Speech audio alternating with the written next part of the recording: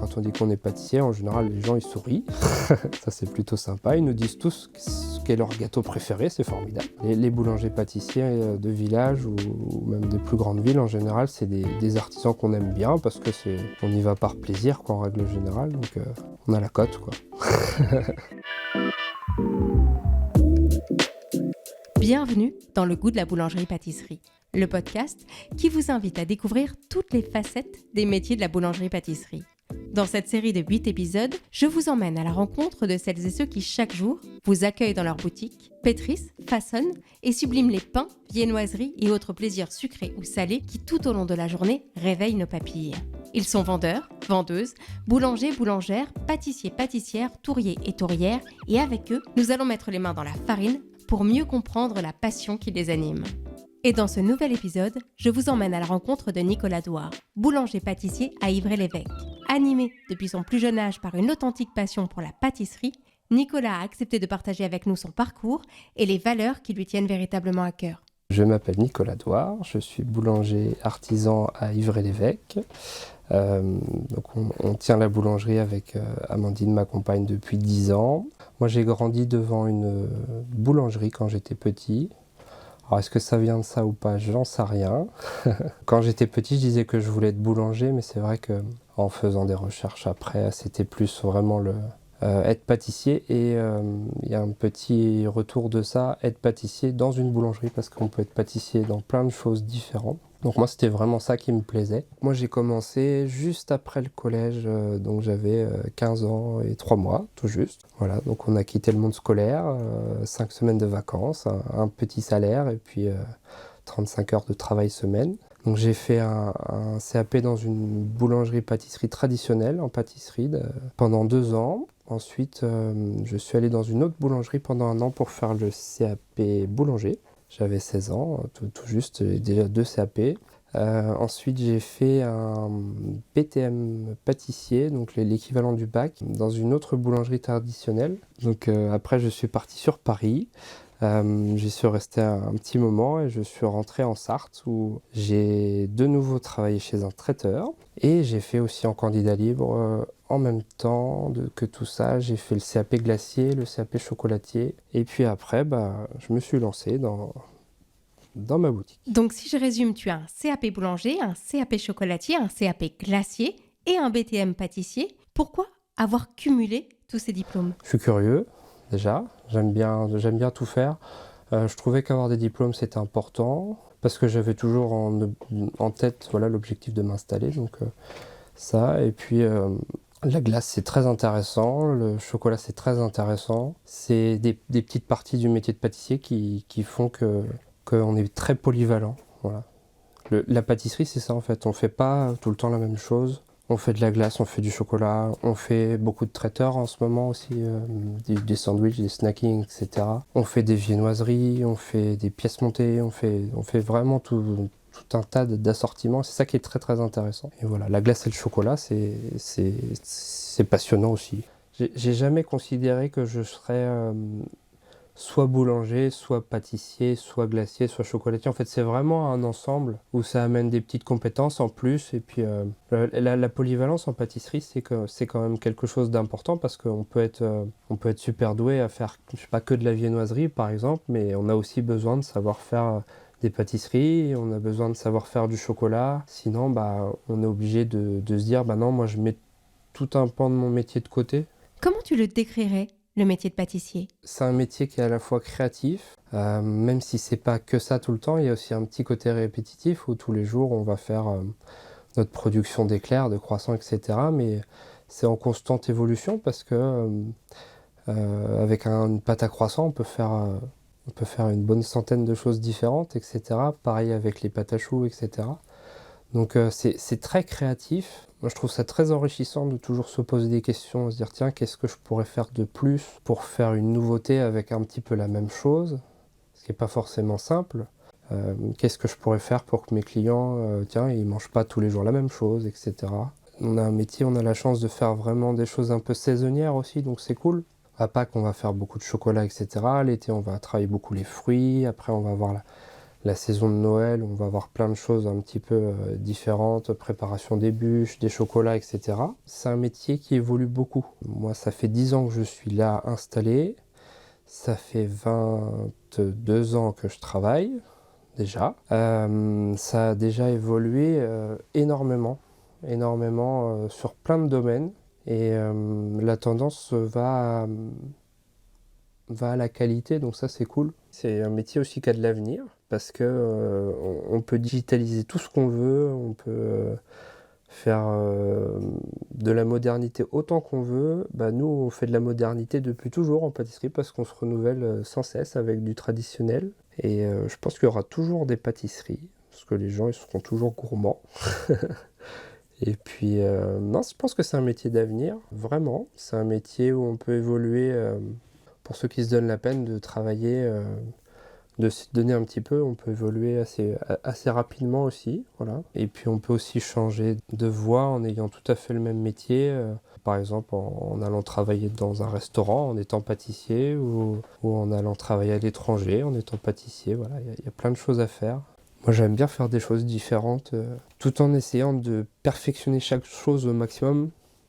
Ça c'est un côté aussi, qu'en pâtisserie on a beaucoup, se dire tiens c'est bien, mais qu'est-ce que je pourrais faire pour que ça soit vraiment encore mieux, ou tiens j'ai vu un truc sur les réseaux, lui il fait mieux que moi, ou un grand pâtissier, ou tiens comment il a fait, voilà, j'aimerais bien aussi y arriver. C'est vrai que ce côté-là de pousser le truc à fond, c'est un truc qu'on a assez généralisé dans notre métier, quoi.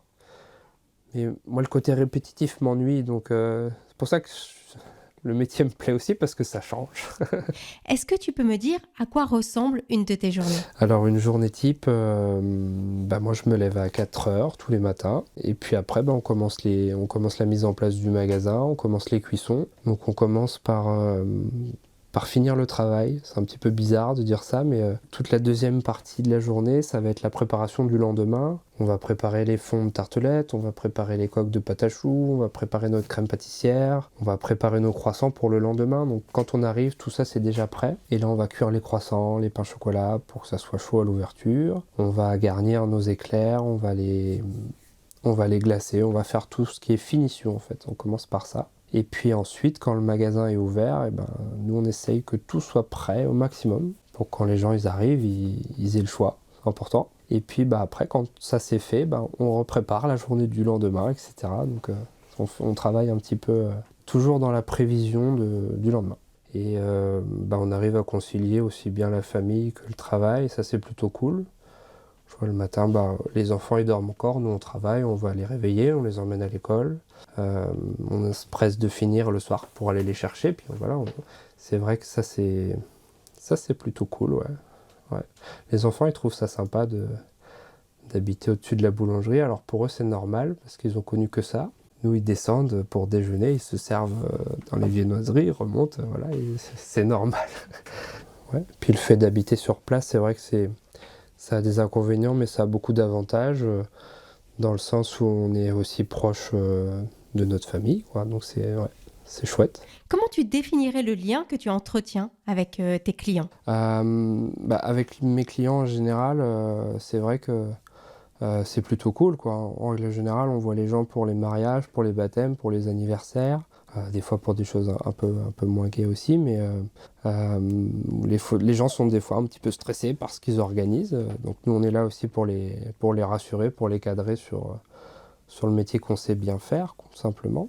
Et puis non, on a plutôt une très bonne relation, dans le sens où on essaye de leur proposer le mieux qu'on sait faire. Et du coup, ils nous le rendent bien. Donc ça, c'est chouette. C'est vrai que le côté proche des gens, ouais, c'est assez important. Les gens ont tendance à s'approprier un petit peu la pâtisserie de leur quartier, quoi. Et puis ouais, aussi bien, voilà, c'est le petit-déj, c'est le repas du midi qu'on va manger rapidos, ou c'est rigolo, le samedi, des fois les gens ils partent en vacances, alors ils s'arrêtent acheter un sandwich. Ça va être le goûter des enfants, alors ça c'est un truc... c'est une grosse affluence parce que on sort de l'école, on va acheter le goûter des enfants avec les enfants, donc ça c'est cool aussi. Les gens qui aussi ont pas prévu le repas du soir, donc ils viennent acheter un truc rapidos. Puis le week-end, voilà, tiens, je vais commander des gâteaux parce que j'ai de la famille qui vient, etc. Ou je prévois un repas, donc ouais, c'est intéressant. Qu'est-ce que tu dirais, toi, à un ou une jeune, pour lui donner envie de rejoindre les métiers de la boulangerie-pâtisserie? Ouais, bah faut le découvrir déjà, parce que l'attente qu'on peut avoir du métier est des fois pas forcément la réalité des choses. Ça, c'est important de le savoir. Si ça plaît pas, faut pas le faire du tout. Ça sert à rien, ça marchera pas. Il n'y a pas plus de contraintes que dans d'autres métiers. Je le dis souvent parce qu'on dit toujours, voilà, vous commencez tôt, vous travaillez le week-end, etc. Et il y a plein de métiers où il y a des contraintes, où les gens travaillent le week-end, où ils se lèvent tôt, où ils travaillent beaucoup, ils travaillent debout, etc. Il y a plein de métiers comme ça. Nous, on n'est pas pire que les autres. C'est juste qu'on est un petit peu en décalage, que ce soit en termes d'horaire, en termes de vacances, en termes de jours de congé. Quand c'est Noël, on travaille aussi parce que c'est Noël, etc. Donc il y a toujours un petit effet de décalage avec la population lambda, on va dire, où c'est vrai que quand les autres font la fête, nous, on n'y est pas toujours, ou un peu après, un peu avant, etc. Donc si on supporte pas ça, si on n'aime pas à fond le métier qu'on fait, forcément, on trouvera autre chose, quoi. On trouvera une autre voie, ça c'est sûr. Donc faut aimer ce qu'on fait. Je pense que c'est général pour tous les métiers, ça, mais bon, quand même. Je trouve que c'est important. C'est important. Mais après, il faut essayer, et puis il y a de quoi trouver à s'épanouir. Il y a plein de métiers différents dans la pâtisserie. On peut être pâtissier dans une boutique traditionnelle, dans un restaurant, on peut faire des saisons, on peut aller sur des bateaux, on peut aller à l'étranger, là c'est porte ouverte. On a la chance d'être, sans être chauvin, le pays de la pâtisserie, c'est le nôtre. Ou quand on va à l'étranger, les choses qu'on fait basiques chez nous, bah, c'est déjà du très haut de gamme, parce qu'on fait des choses bien chez nous. Voilà. Donc c'est vrai qu'il y a de quoi faire plein de choses. Avec un seul métier, entre guillemets, il y a de quoi faire, je sais pas, une quinzaine de jobs différents, quoi. Et quand on commence à 15 ans, et ben à 25 ans, on a déjà 10 ans d'expérience, tout en ayant fait ses études, hein, on est bien d'accord. Mais l'expérience, elle est déjà là. Et quand on sort d'apprentissage, en ayant fait plusieurs diplômes, et ben on a déjà un bagage qui est vachement conséquent, quoi. Et c'est vrai que bah, si je veux apprendre à faire un geste, bah, il faut le faire, il faut le rater plusieurs fois. Il faut qu'on nous dise que bah, ça c'est raté, voilà, c'est comme ça qu'il faut faire. Et puis c'est comme ça qu'on apprend sur chaque chose, quoi. C'est très important. Tu as également été président de la Fédération de la boulangerie-pâtisserie de la Sarthe. Pourquoi c'était important pour toi de t'investir? J'ai eu envie de m'investir parce que bah, c'est vrai que c'est important de représenter le métier de boulanger-pâtissier. C'est important aussi qu'il y ait une continuité dans ce qu'on représente aussi. Voilà, le côté artisanal, le côté bah, mon boulanger il fait des choses bien et on a envie que ça continue. Et ouais, j'ai fait ça pendant 5 ans pour essayer de maintenir un petit peu ce côté-là, le côté artisanal, le côté aussi on est entre confrères, où on n'est pas, où c'est l'entraide, voilà, c'est l'entraide qui est important, quoi. Le côté, on fait tous le même métier dans des endroits différents, mais c'est vrai qu'on a tous les mêmes problèmes aussi. Et puis, bah, des fois on trouve des petites solutions, des fois on n'en trouve pas forcément, mais le fait de faire les choses ensemble, c'est intéressant. Faut défendre un petit peu nos valeurs, moi je trouve ça important. L'artisanat, le fait maison, le savoir-faire, la transmission, parce que toutes les boulangeries que je connais prennent des apprentis, en a pris, en prendront encore, tant qu'il y en aura. Parce que c'est comme ça qu'on a tous appris, et c'est très important. Genre, on peut lire autant de livres qu'on veut, on ne saura jamais faire le métier si on n'a pas exercé, si on ne s'est pas raté, si on n'a pas fait trop cuire un truc un coup, etc. Et ben ça, on peut pas le faire. Ça s'apprend pas juste comme ça. J'ai vu en arrivant que la boulangerie affichait la marque Boulanger de France. Est-ce que tu peux me dire à quoi ça correspond? Eh ben, le label Boulanger de France, nous, on a tout de suite adhéré dans le sens où on fabriquait déjà tout maison.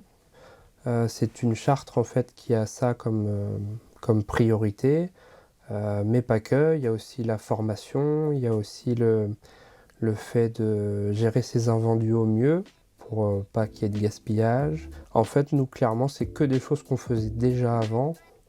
Donc on s'est dit pourquoi pas essayer de se faire reconnaître pour ça, quoi. Voilà. Merci Nicolas. Le goût de la boulangerie-pâtisserie est un podcast produit par la Confédération nationale de la boulangerie et boulangerie-pâtisserie française avec le soutien du ministère de l'Enseignement supérieur et de la Recherche, du ministère de l'Éducation nationale et de la Jeunesse et de l'OPCO des entreprises de proximité. Ce podcast a été réalisé par l'agence New Wing.